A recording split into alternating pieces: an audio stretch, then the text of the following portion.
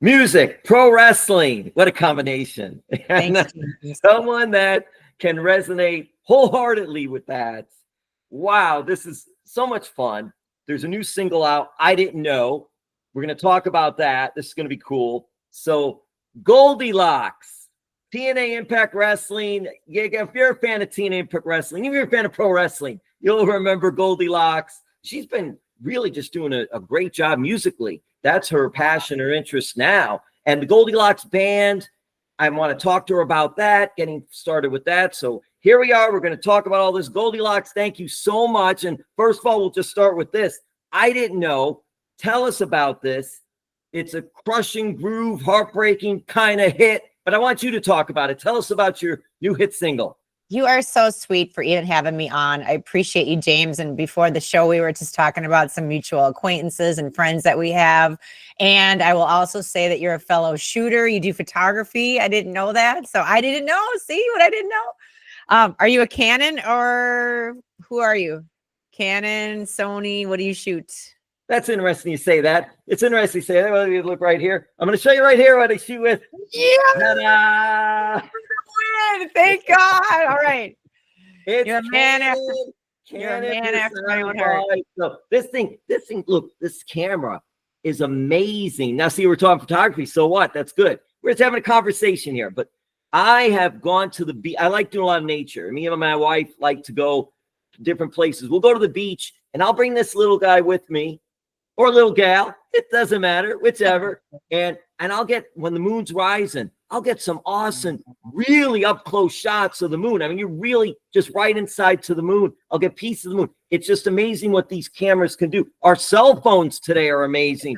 What they can do and all. But I still like to use a camera. I do use my cell phone for photos, but I still like to do that because I like to be able to set my own settings.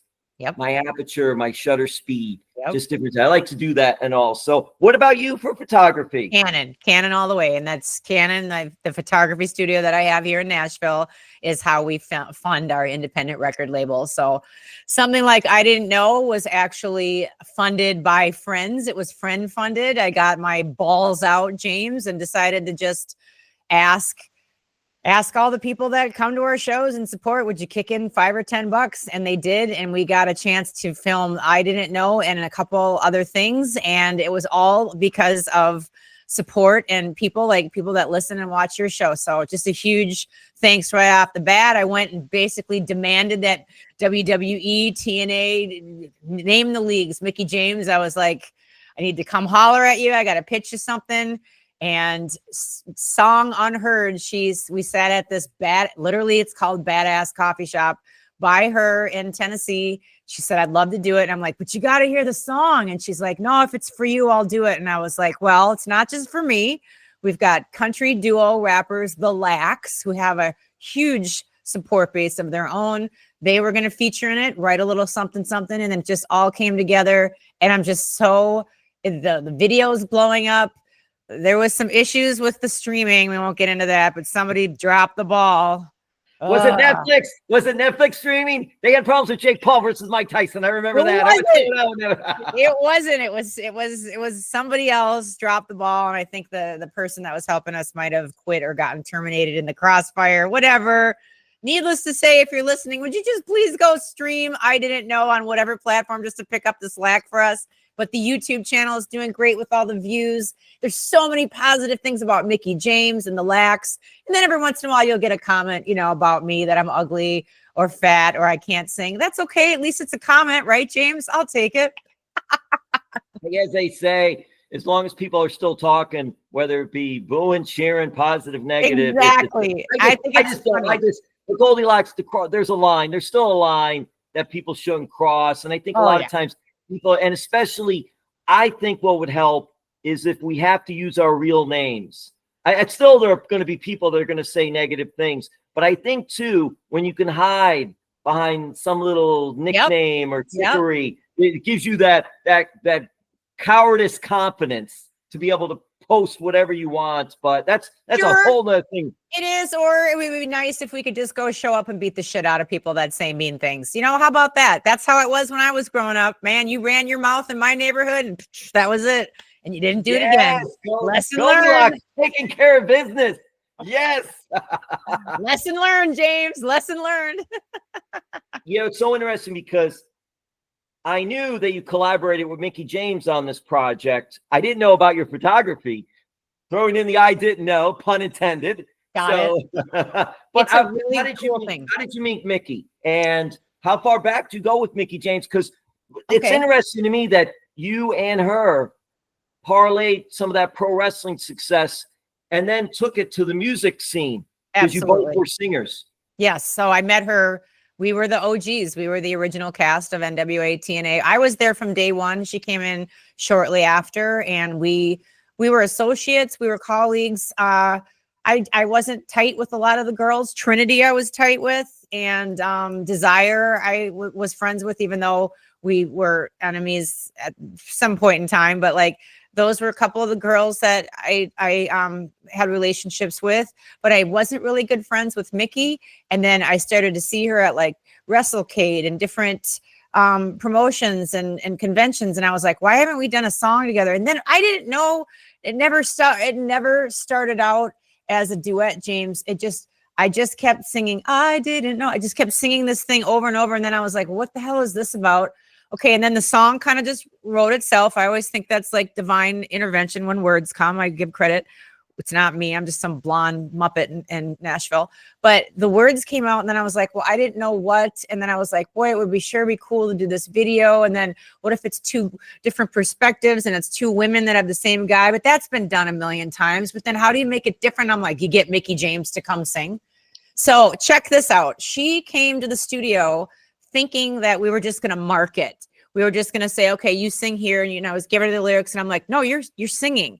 She's like, what do you mean I'm singing? I'm like, yeah, the studio's booked for you today.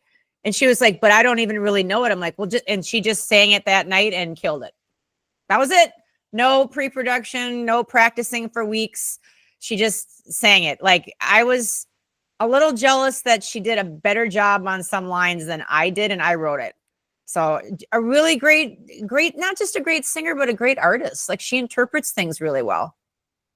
That's amazing, because sometimes it can go both ways, though, Goldy, I would think. Someone that doesn't have a musical background, but I'll ask this. It could go both ways in the sense of sometimes you could do too much preparation. Oh, true. And other times you just don't have any preparation. You go in there and just, here, what do I do? Okay, let me look it over. Okay, let's go and do it. It could go either way. That's a really great point, James. Super great point. What do you love about what you're doing? I love coming up with an idea. Great question. I love coming up with an idea and then realizing if it's a great idea or a good idea, great's better, that the idea is probably bigger than you. So I go back to when I worked with Prince and all the people in Minneapolis. There was a great reference that, well, he had a lot of great references, but somewhere in there was this reference to stew. Okay. And you think about it, like, you might have the greatest beef or the greatest meat or protein to put in your hot water, but if you don't have some carrots and onions and garlic and parsley and different things to throw in there, it's just going to be some beef water, right?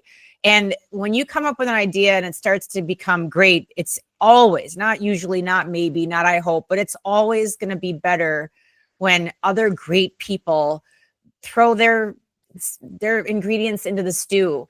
And so it was so cool to see like what Mickie had. And then, I asked the Lacks, I was like, hey, will you guys just write some stuff to this? And you never know what you're going to get back. It might be like just mental, or terrible. And I was like, I wouldn't, God, the words, if you look at the lyrics, or if you get taking a big dump in the bathroom, James, whenever you got 3 extra seconds, that's usually when I do my finest work. Listen to the words that these guys wrote. Like, it's from their perspective, from these like mud convention, like they do these big mudder where people bring their trucks and there's mud spraying everywhere. And these are just good old boys. The Lacks are Brian and Clay. And like the words that they wrote are just freaking perfect. And they're from their perspective. Like I said, these like redneck dudes, like these aren't sophisticated dudes. These are all American, blue collar, redneck dudes singing about cheating. And he had this line about plenty of fish. It's just so good. Like the lyrics are so good. The presentation, the rapping, just the execution. I literally had tears in my eyes when I heard their tracks come back. And then we've got this guy that we've been working with for like 7 years now in Brazil. He's technically our bass player, but he can never quite get the right papers to get over here. He not only played bass on it, James, but he mixed it. And when I heard the mix and I heard, you know, they track the rapping is like there's a center and there's a left and there's a right and there's stuff that's going on in the mix. If you have headphones on up in here and over around here, a great mixer will do that. And I'm listening and there's just all these little candy and ear candy. And I was just like, wow, all these gifted people coming together to do something awesome. And then take it one next level. We got to work with Josh Shreve, DP, director of photography. Like, and if you watch the video, take a minute just to watch like this rain coming down in the cold. And it was just like hot and cold at the same time. All these great people. So to answer your question, I love when amazing people contribute and just take something to the umpteenth level. That's my answer. It's interesting because you didn't really mention about you. It was about the collaboration with all these other smart, awesome people. That's really something. It's almost, you're enjoying not only the finished product, you're enjoying the process. Oh, always. You have to. If you are a musician, a photographer, or whatever, journalist, all the things that I read that you do, if you don't enjoy the process, you need to check yourself and realize like you wake up every day and get a chance to get out of bed and put your feet on the floor and brush your teeth and hit the bathroom again. I'm always talking about that. That's just my thing. You know, if you have the opportunity to do that every day, like enjoy the process of, oh my God, maybe this person will contribute to my stew today, or maybe I get to work with this person, or fill in the blank. Like life is just meant to be filled with joy. And if your life isn't filled with joy, take a look at why. Always go back to appreciating the things that all of us, we have so much to be thankful for. And I've scraped and scrapped for years. I've gone bankrupt. I've had really horrible things happen to me, but like there's always like a really interesting, beautiful lesson in the mix of all of it that you're like, okay, like now I see why. We might not always get that answer, but I always have been blessed to. Now I see why I went through that. That was to make me like this, or that was to sharpen this, or that was to introduce me to this person that if I wasn't in absolute despair and like at ground zero, I would have never met that person. And now they're a cherished part of my life. So always, always, always, no matter how shitty things get, try to find something in that process that is helping you. Because if you look hard enough, even not hard enough, it'll be there. So love the process. That resonates to me. The glass is half full, not half empty. No, or it's overflowing. It's not even half full. It's just overflowing with goodness. Like there's so many great people out there. Like I get pissed or irritated when like, oh, the woe is me, Eeyore. I'm like, have you just opened your mouth and just said to people, you know what, I want to shoot nature and I've got this camera and I bet anything, like we just started out this conversation with I shoot too. And then, well, what about this? And what about that? And then have you checked out this form? And then have you done this? And there's just always, if you've got something positive to say or uplifting or inquisitive, you're always going to find somebody on your level resonating on your frequency that will add to that, and just keep looking for that. And if people shit in your cornflakes or negative, then that's them, and then move on. And there's another person and next door and another person next door. And there's so many places out there to go where you can just bump into people that are going to be like you or like the same things. I mean, you could go find some Discord chat right now for the weirdest stuff you've ever conceive, but it's out there. So if you're feeling like an alien or like you're all by yourself or you don't know how to enjoy the process, reach out and find some other people that are trying to do the same thing that you do and collab and work together. It's really fun. Goldy Locks, I like cornflakes, so I don't want anyone crapping in mine. That's number one. Number two, I'm thinking you mentioned in bathroom a few times. Are you a singer in the shower? I am a singer in the shower. Isn't everybody? Such good acoustics. Yeah, if you can't sing, that's a safe place. You can. But for others who can't, that's a safe place to sing in the shower. How did you start this show out, James? How long have you been doing this?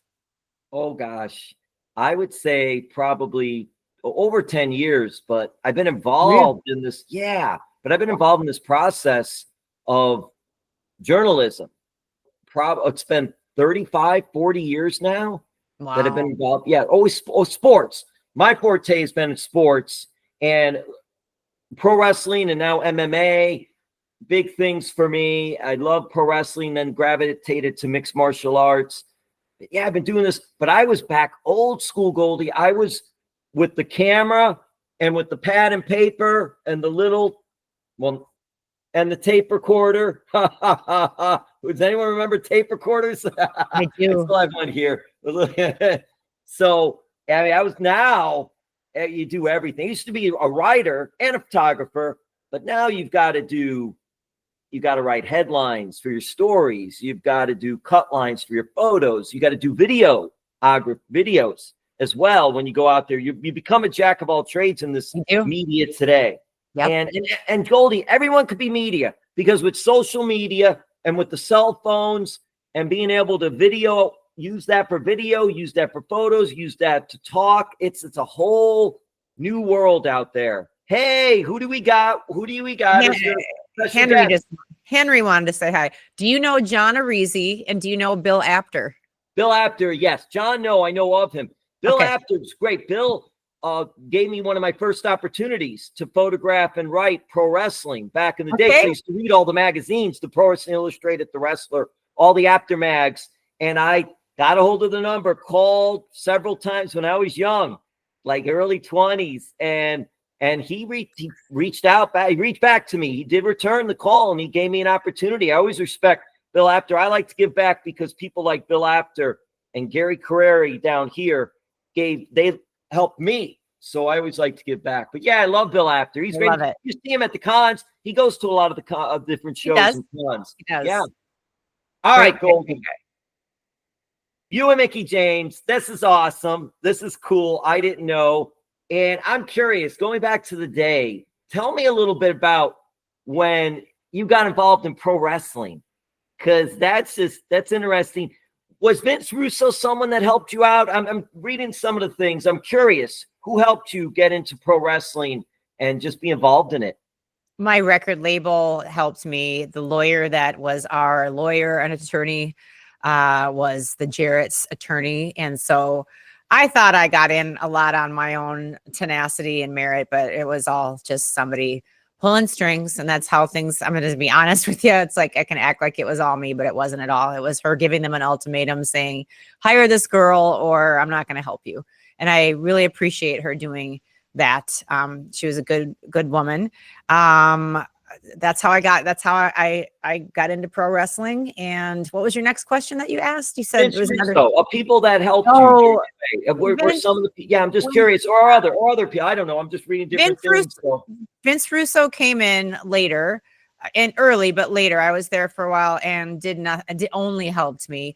Vince saw the talent that I had as far as being a writer and being a producer and having ideas, and a lot of them, and probably too many. And honestly, everybody at TNA, from Jerry Jarrett to Jeff Jarrett, Jerry rest his soul, to Jeff, to Vince Russo, to Bill Barron's, everybody in the office, let me run with my crazy ideas. So when people are like, oh, that was a stupid idea, Vince Russo sucks. Well, all Vince Russo did is say, Goldie's got an idea, go for it. They never put any constraints on me. Ever. Every idea was, let's give it a go. And then if it went, we ran with it. And if it didn't, then that was it. But like I changed.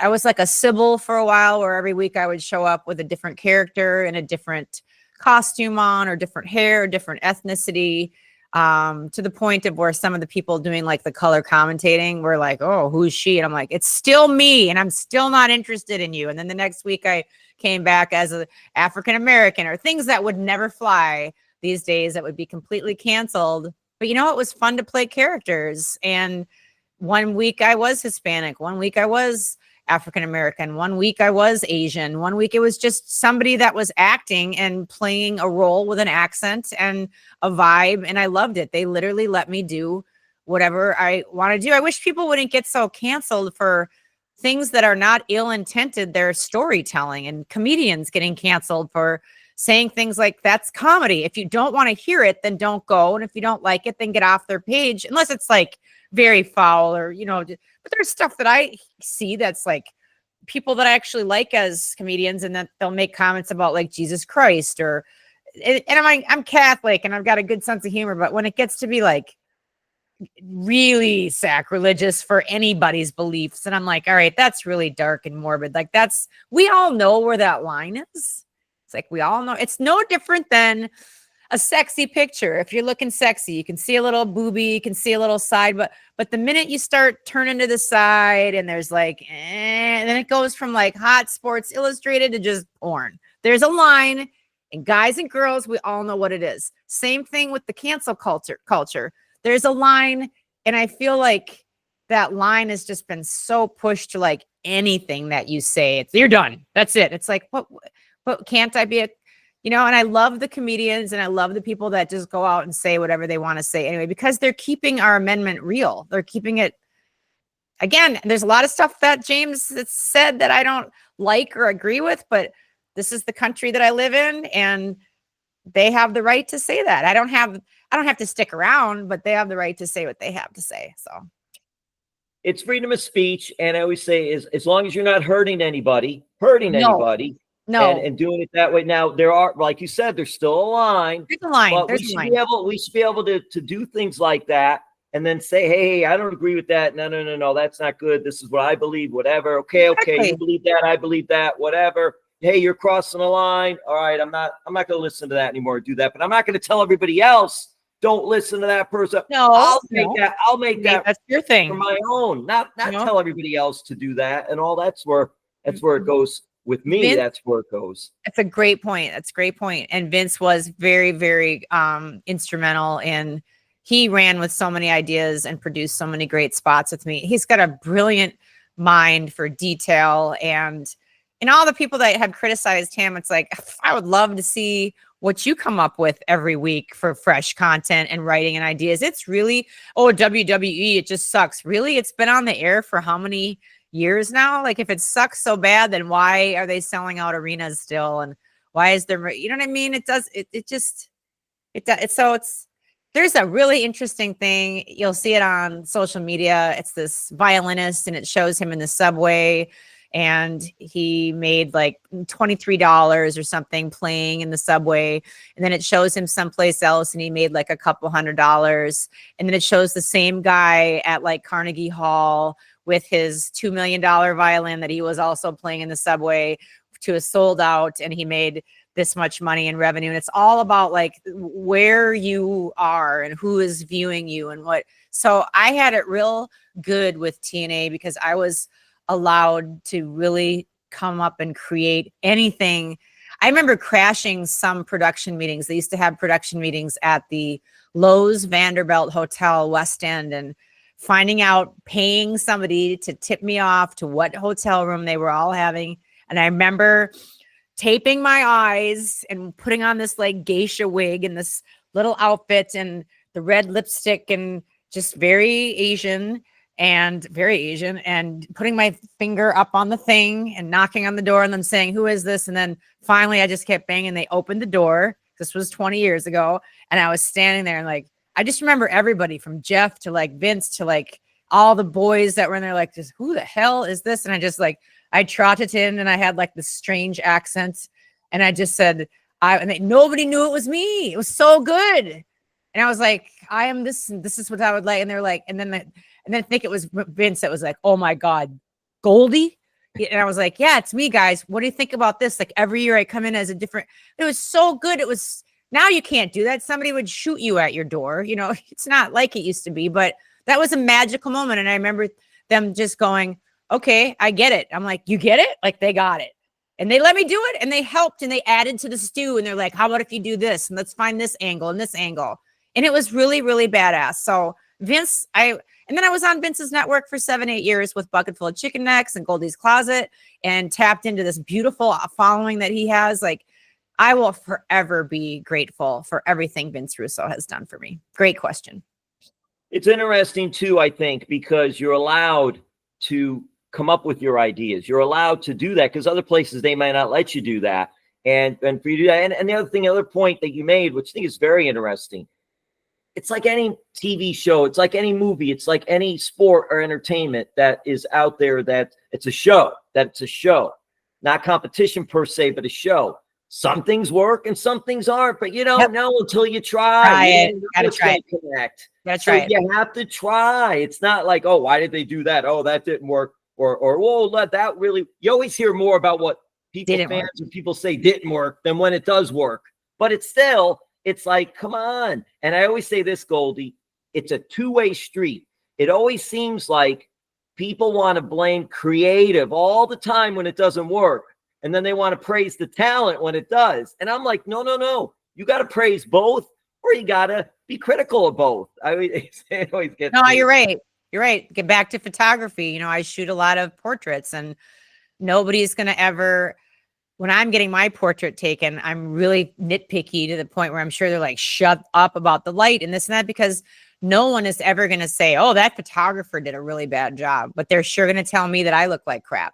You see what I'm saying? They're going to say, oh, J-Lo, she looks awful. She looks old. She looks haggard. Nobody ever stops to think like, you know what? If that photographer would just move her to the window and shoot from there, or there's a key light over there, like put her in that direction so she's not side lit and looks haggard with every line being accentuated. Like lighting is everything. So you're right. People do pick and choose.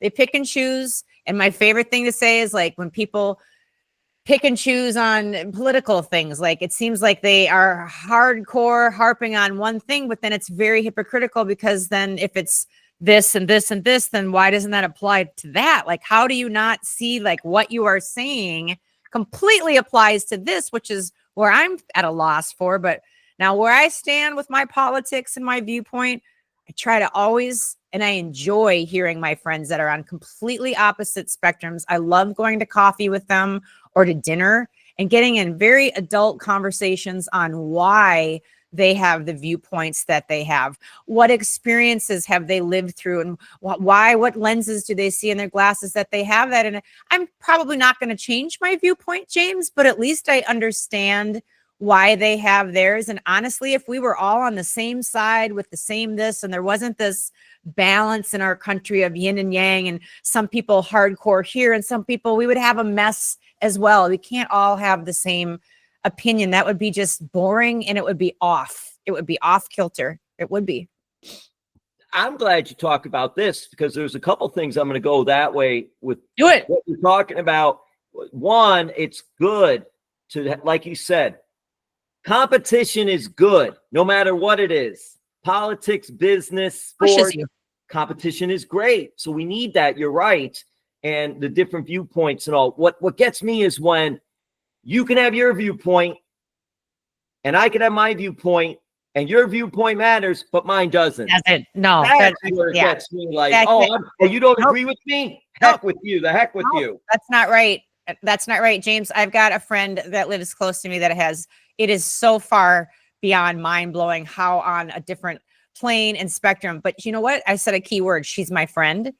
And you know what? We disagree on a lot of things, but I enjoy hearing why she thinks that, because I'm like, oh, okay, I didn't know about that. I didn't know about that. Again, not going to change my opinion on things because I have my opinion, but I am empathetic and I am aware and I am understanding of, you know what, blah, blah, blah, blah. Well, I've got this friend and this happened to her and this happened to her. So that law, I can see why she wouldn't be too big on it. Just hear that. I think back in the old days when I looked at the debates, the presidential debates, especially with like Reagan and this and that, there was so much respect between candidates, and like they jokingly made a point. Well, if you want this, then that's the guy. And if you want that, but it wasn't like this just pissy vinegar, disrespect, low ball, classless. It doesn't need to be like that. Make your point, but let's just have a good America. Let's have a strong America and a strong economy, and have it protect people, but be good, and then let's look good to the rest of the world too. And not like we're just like, what the is this? Like, I think for a while people are just like because I talk to a lot of people overseas and in Asia, and it looks like we're kind of a joke. I don't want to be a joke. I want to be strong. Goldy, I won't get into too much about where you live, but I am curious. Are you in Knox County? I am in Nashville, Tennessee, and I'm in the big county. I'm in Davidson County. So you didn't have to vote for Mayor Glenn Jacobs.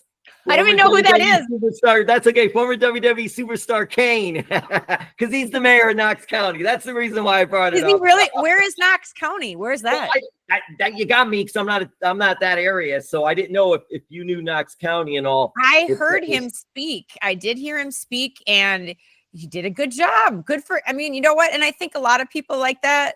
They want to get into politics because in their heart, they really do want to make a difference. It might all be, canned and fixed and whatever, but at least at the end of the day, they want to make a change, and they're passionate about something, or there's some law that maybe affected a friend of theirs. And they're like, you know what? I'm not just going to sit and complain about this. I'm going to run. I'm going to do something about it. And that's more than I can do. I'm not that ballsy. So good for them.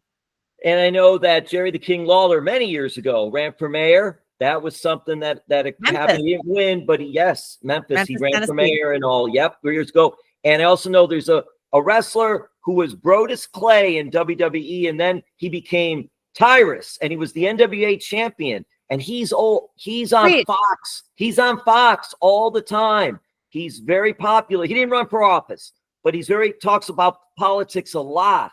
And he's one of their key persons on the Fox yes show. And he's always always political, talking about different things and all. But it's just interesting how to see, like, it is interesting, and I admire people that you're into music. You're into music. Others maybe go to politics. Others may go to business, entrepreneurship, whatever it is. It's so amazing where anyone, not just anyone in pro wrestling, can go. But I am curious for you. What made you back then, you talked about how you got into pro wrestling, but what made you decide, hey, this is something I want to pursue. This is something I want to do? The wrestling or the music? The wrestling.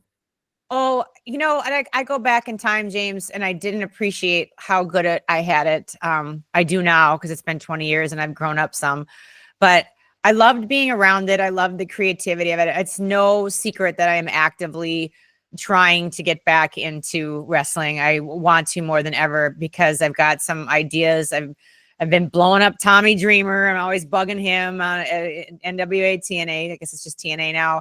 There's just some really cool angles that I would love to come back to any promotion that would have me. But of course, my heart's going to be first and foremost at TNA, and to tell some backstory. Again, where we're talking about like other people's viewpoints and like the lenses they wear and why they vote the way they vote or why their opinions are formed. It's like there are so many things I've had a chance to reflect on over the last 20 years of the TNA days. And we had the 20th reunion a couple of years ago. I've had so much time that I would love to go back, because I never realized when I was in it, like wrestling is just like a really hardcore soap opera for mostly dudes, chicks too, but like there's so much psychology and so much storytelling. And I didn't get that at the time. I just was like, what is this? And I was kind of thrown into this world, and I liked it, but I've grown to love it. But I've grown to love it not just because of the storytelling, but because of people like Mickie James that I've had the opportunity to watch their careers over the last 20 years, 30 years, all of the friends. We do shows in Georgia, and Elix Skipper shows up, or Eric Watts has shown up, or ODB I run into, or just like all these people that you look at ODB, she's doing her meet and greet. It's so freaking cool. Her food truck. And, Elix Skipper is just a wonderful businessman. So is Eric Watts. So are all these. David Young, he's dating one of my dear friends that I met through another wrestling league, and they're together. And it's just like, wow, this is so cool to see where all the good people end up. And it's always doing badass stuff. So I want to get back into wrestling, to get a second chance, to do things the right way, to do it with gratitude and appreciation, where I just had my head up my butt when I was there. I just didn't God, James, I didn't appreciate. I was so young, so stupid, didn't appreciate anything. And now I'm like, oh my God, they were handing me things on a golden platter, and I didn't even get how good I had it. So humbly, maybe I can I expect to come back and I can maybe help out some people up and coming and help guide them the way I was and do some cool angles with them and make great TV. I like making great TV. It's the last thing that I have as a human being to get lost in is go to the movies, not worry about the camera angles and the lighting. I try to just get lost in the story and take my brain someplace else off of all my things and problems in life and go get lost. Like that's what entertainment should be, whether it's a band that you go to or a fight or MMA or wrestling or a ball game or whatever, a movie, a play, a musical. It should take you away from your own junk for a while. If they're doing a great job, that's what will happen. I want to be a part of that again. So many things in there. And I'll say this, you mentioned Tommy Dreamer. So TNA Wrestling, Scott D'Amore is no longer with them running the show, but he did an awesome job. He did. Of everything. And Tommy's working with him. Tommy's there, and there are others that are there. They are at a really good place right now. There's a boom in TNA right now. What's going on? I'm curious though. I know you're talking about getting involved and helping out and so many ideas, but even musically, the Goldy Locks all the above.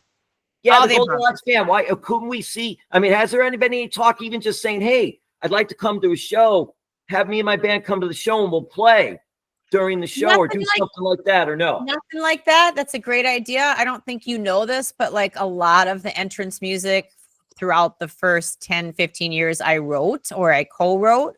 So I don't know if you know that or not, but like a lot of those themes are, I was writing with Dale Oliver, who was their on-staff writer, and tons of those. Or like Dixie Carter's Man in Me, I sang that. I didn't write that one, but I sang it. Or Tara's theme song, that Hands of the Wicked. People think I'm singing on the chorus. I'm only singing on the verse. Somebody else is singing on the chorus. I don't know who it is. Sang on that one. Trinity had 3 entrance songs that I sang and wrote. America's Most Wanted, I wrote and sang their theme song. Like there's so many and then there's ones that just get cut up without me even knowing about it, that I'm like, wait, I wrote that. You know what I mean? And it was the wild, wild west back then. I didn't like have publishing on a lot of stuff and whatever, so be it. But you live and learn, right? And so I wrote a lot of stuff. I sang a lot of stuff. I was talking with Tommy about that. Like I would love to come back. I have a screenshot of somebody on I Didn't Know. It's an African-American gorgeous girl, her avatar. And she was like, would you please redo this theme song? The one that she has sucks.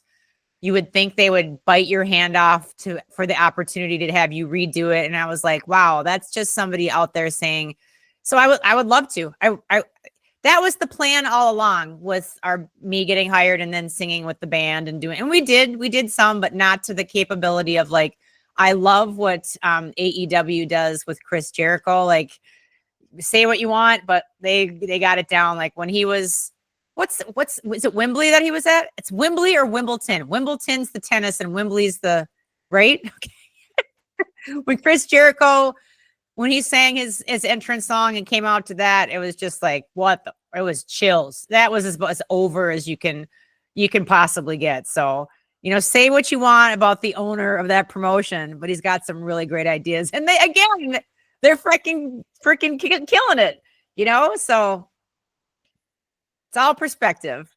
It is all perspective. And to see you back doing things you enjoy, it's just, that's unbelievable. Just a few more questions. We'll wrap this up. I thank you for your time and all. And I love it. Thank you. I'm curious because Goldy Locks. And I'm sure probably you've answered this many times, but I don't know. Do it. Who came up with the name Goldy Locks? Oh, that's a great story. Does it have to do? And also, were you a fan of the children's book? I was a fan of the children's book, but that's not how I got my name. So I was. Is there a mama bear or papa bear and a baby bear somewhere? I have not told this story, and so nobody knows this. You're the first person to know where I got this. So yeah, I was called Goldy Locks growing up because I broke and entered a lot of the homes in my hood ghetto neighborhood. I was the demographic was primarily Black, Hmong, Polish. There wasn't a lot of white people. I was constantly breaking into everybody's house, but it wasn't for porridge. And this is not racist. This is me telling the truth. There was a lot of really great different kinds of fried chicken. I'm not even gonna say anything.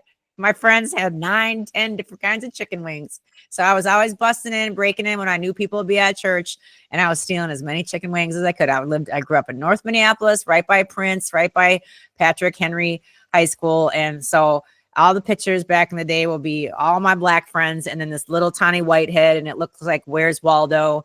And we could say funny things back then, and it was just funny, and it was funny. That was it.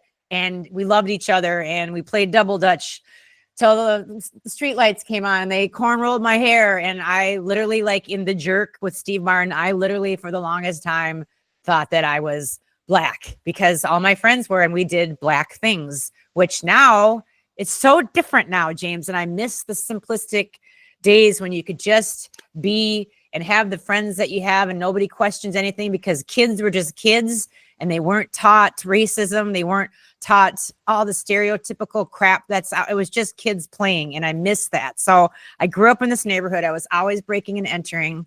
I did get not arrested, but the cops called on me digging in Prince's garbage can.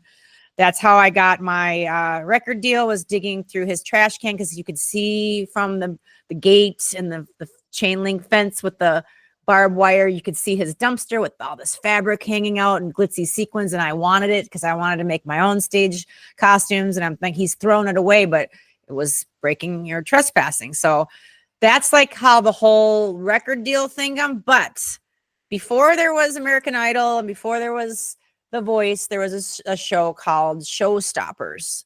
Was it Showstoppers, or was it, there was the other one. There was the one that was right. It wasn't Showstoppers. Come on. What was that first one?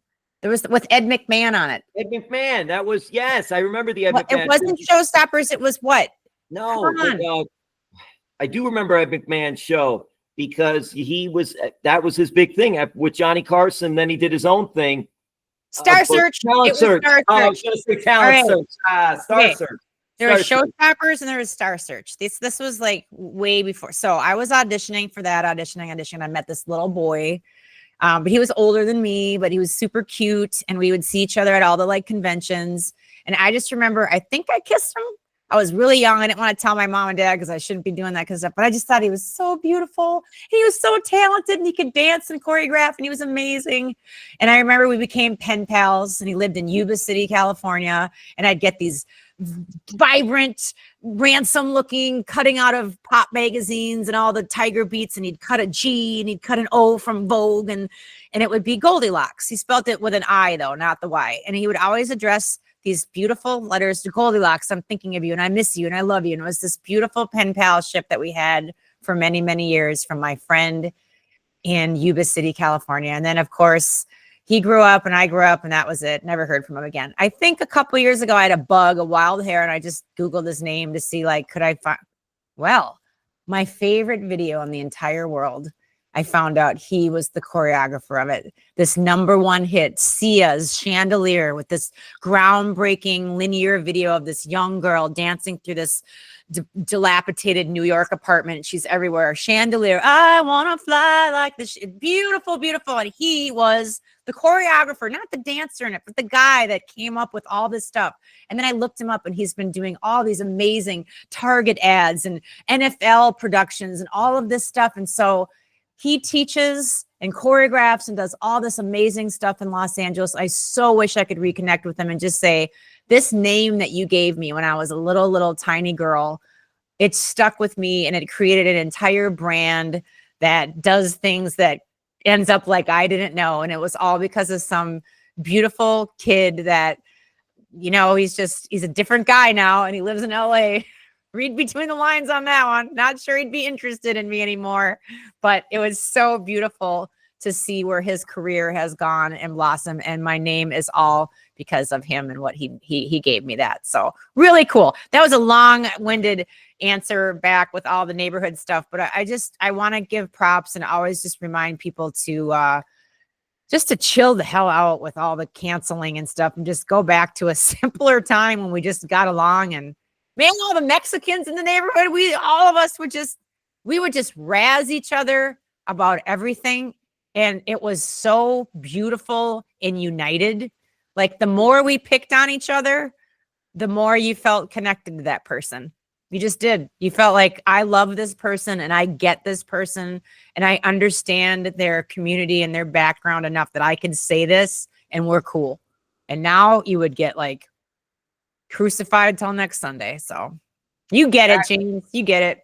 Back then, it would be like, if they didn't make fun of you or you didn't make fun of them, you weren't part of the group. You'd be like, oh, wow, what did I do wrong? What happened? No, and not mean-spirited. And not mean-spirited. It's just never razzing on each other. Never.